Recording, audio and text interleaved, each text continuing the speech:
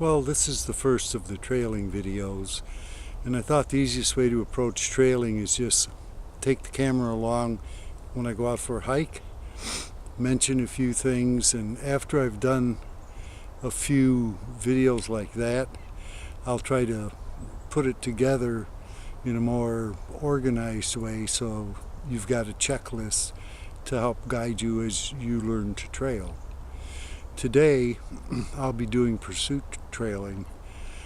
I distinguish two kinds of tracking or trailing.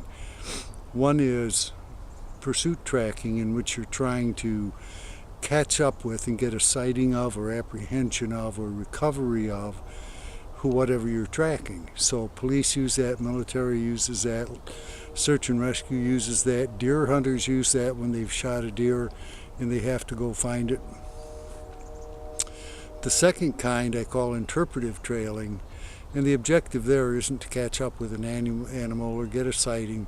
It's to study the trail, study the tracks, get to know the individual animal, look for all the additional signs that can be around in addition to tracks, and I just call that interpretive trailing. So today we'll be doing pursuit trailing, and I'm going after the easiest possible prey around here, which is deer. A, there are a lot of them. B, they're heavy. C, they have sharp-edged hooves, so they tend to leave some good impressions in the ground.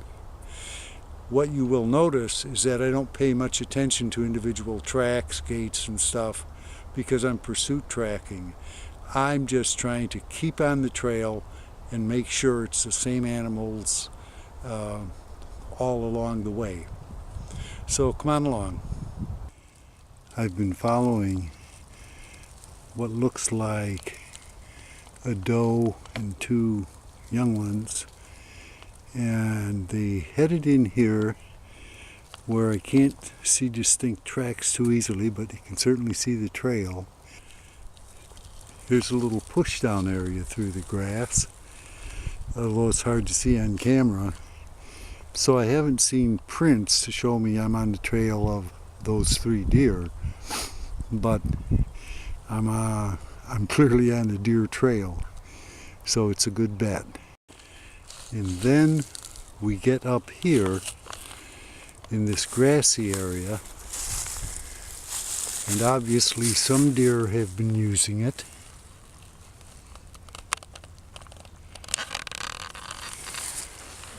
But I've lost the prints, the tracks.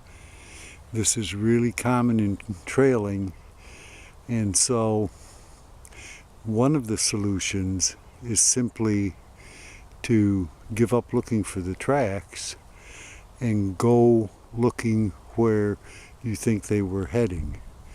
That's the method of look at what you think is the final destination. I think they're headed to a little thicket up there because they scented me or heard me coming.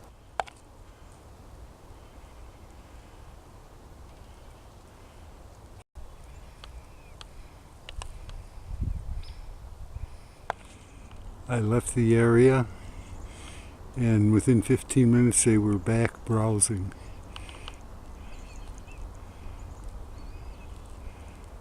I'm also downwind from them. So there's a basic example of pursuit tracking. It wasn't really hard. I picked up the trail just over that crest you see, followed it down through a swale which you cannot see too well, and then into those woods.